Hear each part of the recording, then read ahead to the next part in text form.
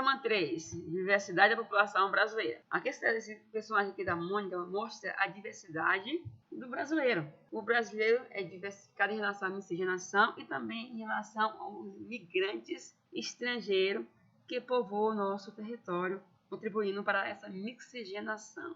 Inicialmente, o Brasil foi formado pela população indígena, que são os povos nativos do Brasil, onde teve seu território ocupado e expulso cada vez mais para o interior do Brasil. Depois, pelos europeus, que vão ocupar a nossa região, pelos africanos, que são trazidos como mão de obra escrava para trabalhar nas lavouras. Posteriormente, por outros povos que se tornaram a população por meio de migração. Lembra que migração é deslocamento de pessoas. É um deslocamento representativo de pessoas de um lugar para outro. Aqui vamos ter a expressão da população em relação à cor, raça. Analisando aqui a legenda branca, parda, azul aqui, preta. O amarelo aqui vai ser o indígena ou o asiático.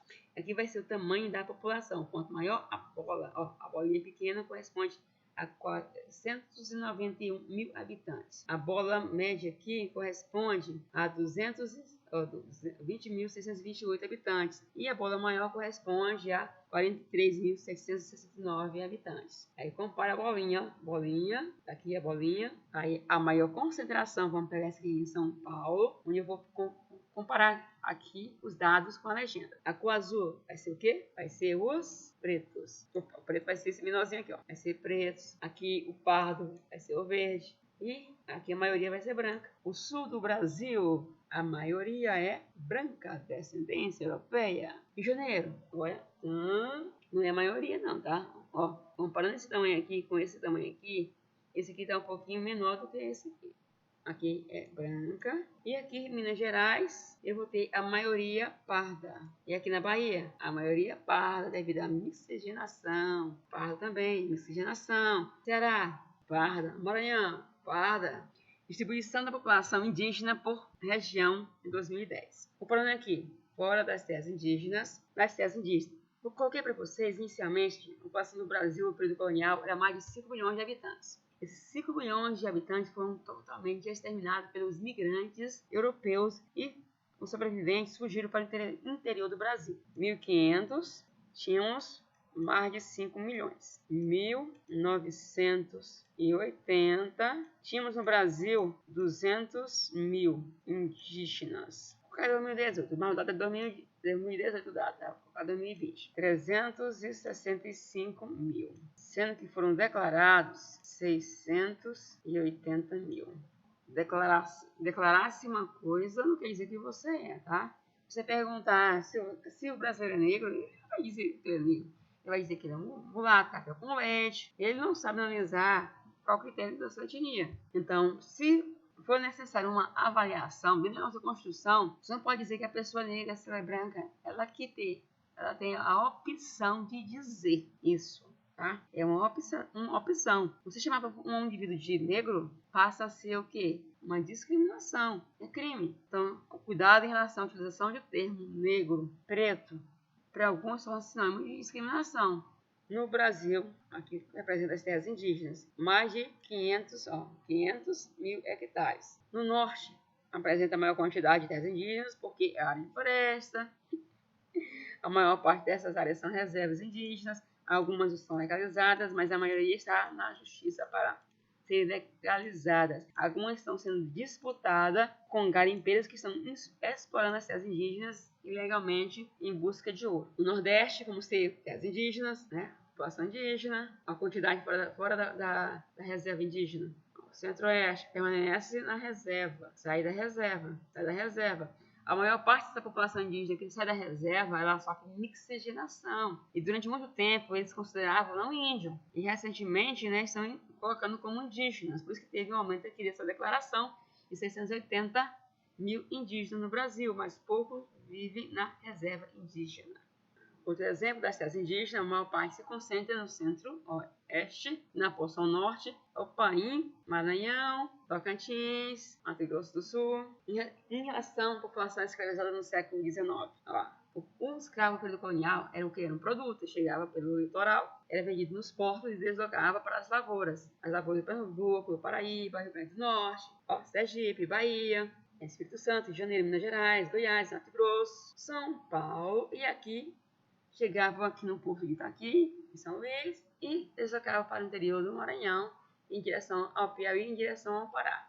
Se você comparar a cor da pele do imperatrizense com a cor da pele da população que mora em São Luís, em São Luís, você vai encontrar uma cor da pele mais escura, porque a miscigenação foi menor e a concentração de população parda ou negra nessa região é maior. Ainda tem o quê? A São Luís é uma ilha. Para sair da ilha, né, tem que ser pela ponte. Alcântara também é uma ilha, então essas regiões é a área de atração de barcos, atracamento de barcos e venda do negro como produto. Migração por origem.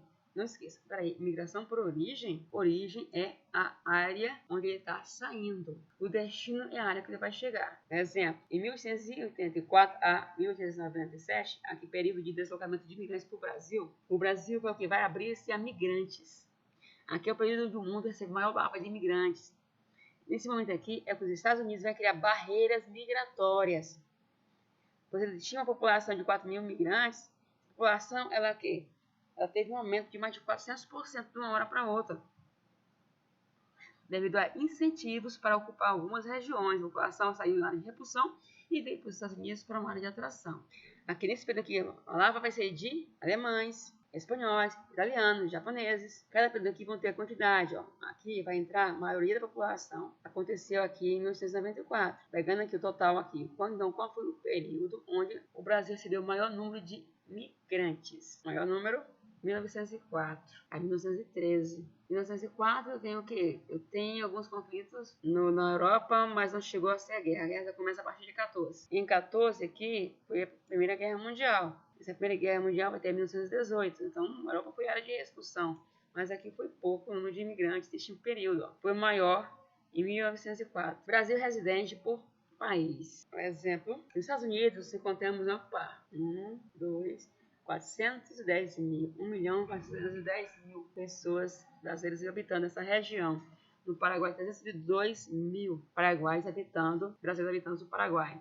No Japão, sendo que o Japão incentiva a descendência japonesa, temos em torno de 1.700 brasileiros vivendo no Japão. Reino Unido, 1.200 brasileiros, só que o Reino Unido saiu do bloco União Europeia, então esses imigrantes que estão vivendo lá, eles vão ser forçados a sair porque assim legal pela saída do bloco. Portugal, pela proximidade que Portugal tem com o Brasil, né? O número de brasileiros vivendo lá são de 116 mil brasileiros. Ele vai o quê? Vai favorecer quem é descendente de brasileiro. Na Espanha vamos ter 86 mil brasileiros e na Alemanha 85 mil brasileiros. Desses países aqui que recebem brasileiros, a Alemanha é o que apresenta a maior dificuldade em receber estrangeiros. E pode viver lá, tá? Para ter residência é difícil.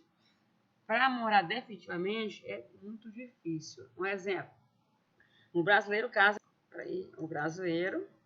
ele casa com uma alemã. E vão morar na Alemanha. Aí ele tem um filho no Brasil. Aí o filho, quem cuida dos filhos é ele. Ele pega o filho e leva para a Alemanha. Se esse indivíduo, se esse menino tiver mais de 18 anos, ele não tem direito à legalidade alemã, a se naturalizar alemão. Se ele for menor de idade, aí ele pode ser naturalizado ao completar 18 anos. Ele vai ter a opção de mudar a cidadania dele. Ele vai deixar de ser brasileiro e passar a ser alemão. Ele perde a dupla cidadania.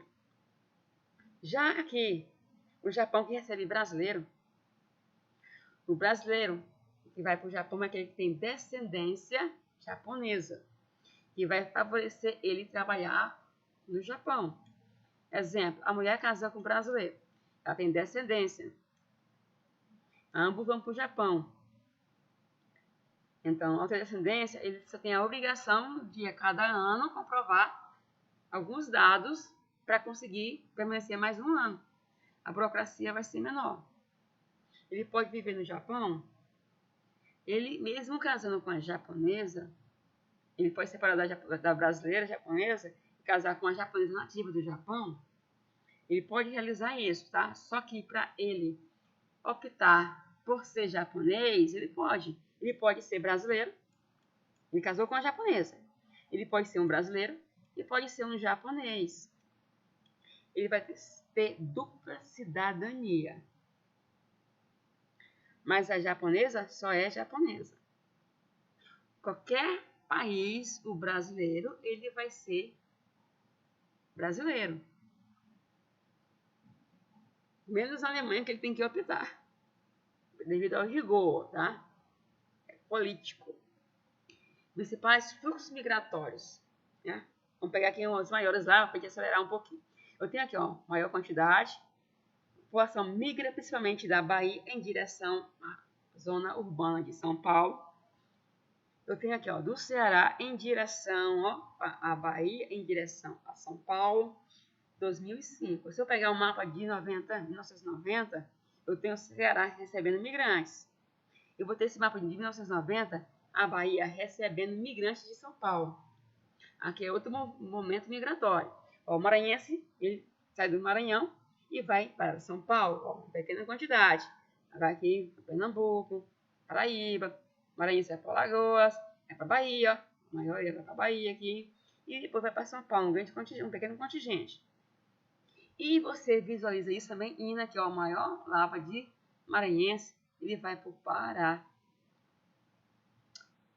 Principalmente em relação às construções, período de verão, ele migra para trabalhar nas construções na região pela oferta de emprego. E o Pará é a área de repulsão. O paraense vai aqui para Amapá, vai para a Amazônia, ó. Aqui é duplo, ele vai e volta. Então, se ele vai e volta, anula a migração. Não tem nenhum que mais recebe mais, tá? Aqui é nula a migração. A quantidade é a mesma. E aqui, a Santa Catarina, deslocamento para o Paraná, deslocamento para a região. Deve ter aqui um período migratório onde eu tenho esse deslocamento. Paraná, deslocamento para São Paulo. São Paulo, deslocamento para o Paraná. E São Paulo tanto recebe imigrantes de Minas Gerais, como manda imigrantes para Minas Gerais. Aí vem a questão para vocês, né? Comentamos na sala de aula, né? Movimento migratório. Eu disse, migração é deslocamento, é movimento de pessoas de um lugar para outro. Não importa de onde ele está saindo, para onde ele vai, é deslocamento de um número representativo. A migração ela pode ser, né? A migração pode ser de entrada e saída. Aquele que quer sair do país, ele é o emigrante. Aquele que está chegando ao país, ele é o imigrante. Vamos pegar um exemplo. O brasileiro, ele saiu do Brasil e migrou para os Estados Unidos.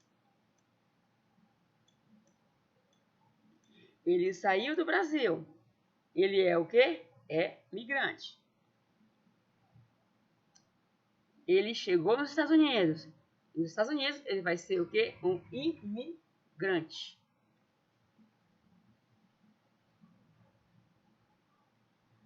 Manifestação dos Estados Unidos contra a política migratória. São razões em relação a criar muro impedindo as migrações de mexicanos, principalmente brasileiros, em direção aos Estados Unidos.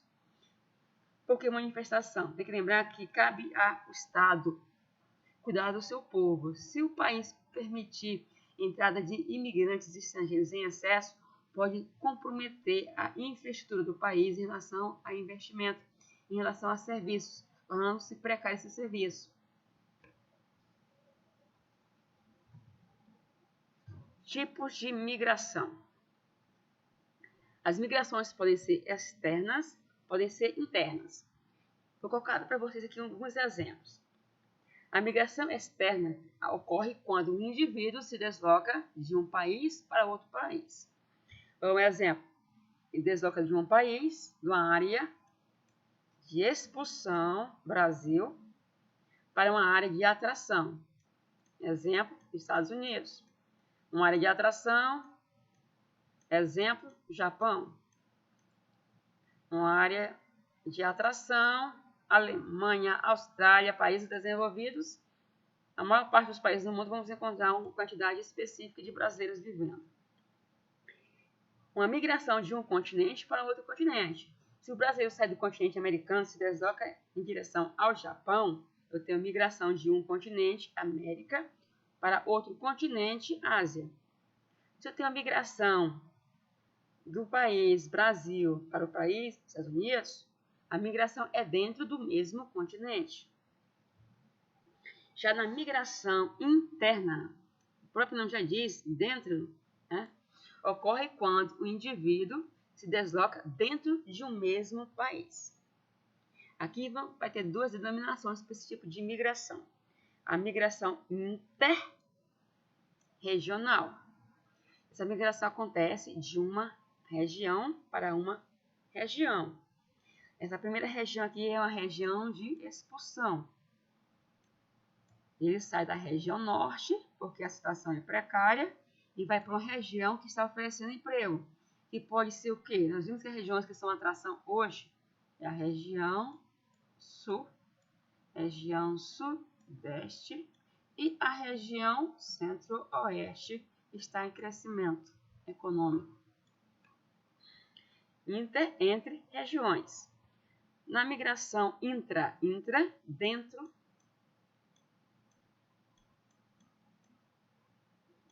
da mesma região.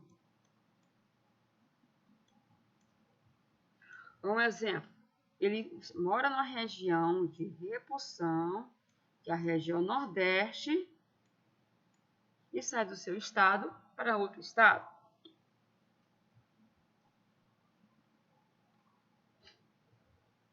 Vamos pegar um exemplo.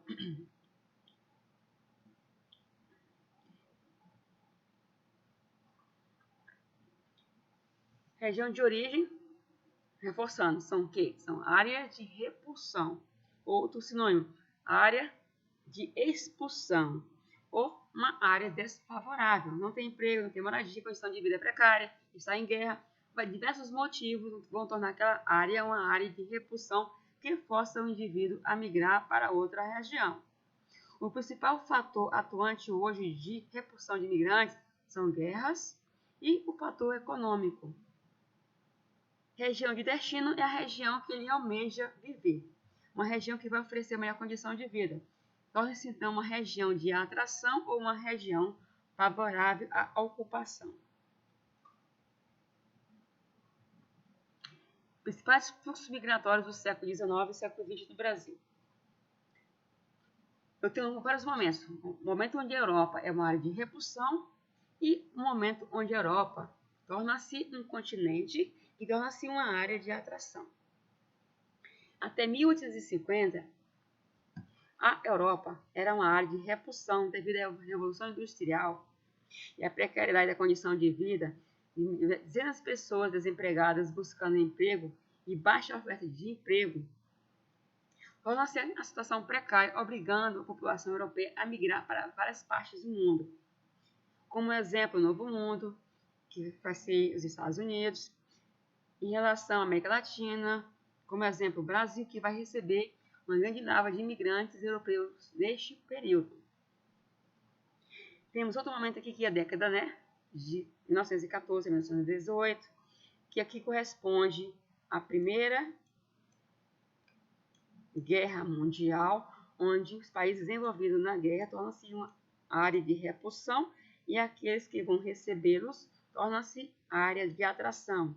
Outro exemplo vai ser a Segunda Guerra Mundial, que começou em 19 e terminou em 45, onde a maior parte dos países europeus estão envolvidos com a guerra, e os países que não estão alinhados a nenhuma das nações envolvidas tornam-se área de atração. Aí, algo que se questionar, né? Quais são os motivos das migrações recentes? O Brasil vem recebendo um grande número de haitianos, venezuelanos, bolivianos, colombianos, argentinos, uruguaios, nigerianos, sírios e diversas outras etnias da África. Então, a gente analisa, poxa, o Brasil é uma área de atração? Se você comparar a nossa condição de vida com a condição de vida de outras nações, principalmente asiáticas ou africanas, a nossa condição de vida torna-se quê? Excelente. Então, por isso que eles migram para regiões onde o idioma é semelhante, torna-se mais fácil, então, essa vivência junto a esse novo mundo. Quais são os principais motivos, então, dessas migrações recentes? É o fator econômico, né? É uma melhor condição de vida. Eles buscam alcançar neste país que vai recebê-lo uma melhor condição de vida. Uma oportunidade de emprego, uma oportunidade de trabalho, uma oportunidade de moradia. E futuramente, ao conquistar todos os seus sonhos, trazer futuramente a sua família para essa região. Dificuldades econômicas no seu país de origem, situações de violência no seu país de origem, que obriga então ele a sair da região. Perseguição política, guerras, catástrofes naturais, terremotos. Tudo isso são fatores que vai expulsar esse imigrante para outra região. Então, um exemplo, os sírios, que já estão mais ou menos mais de 6 anos em guerra, isolados no país, onde uma grande lava de imigrantes já se deslocaram dessa região para outras regiões onde tem parentes vivendo. Aí vem outra questão, né? Muitos brasileiros tornam-se emigrantes nas últimas décadas. Por quê? O que leva o brasileiro a migrar para outras nações? Primeiramente, a facilidade de ele conseguir a passagem. Anteriormente, o Brasil migrar do Brasil era impossível. Ao acumular um capital, torna-se mais fácil migrar para outra nação, onde a qualidade de vida é melhor, os salários são mais vantajosos em relação ao salário brasileiro.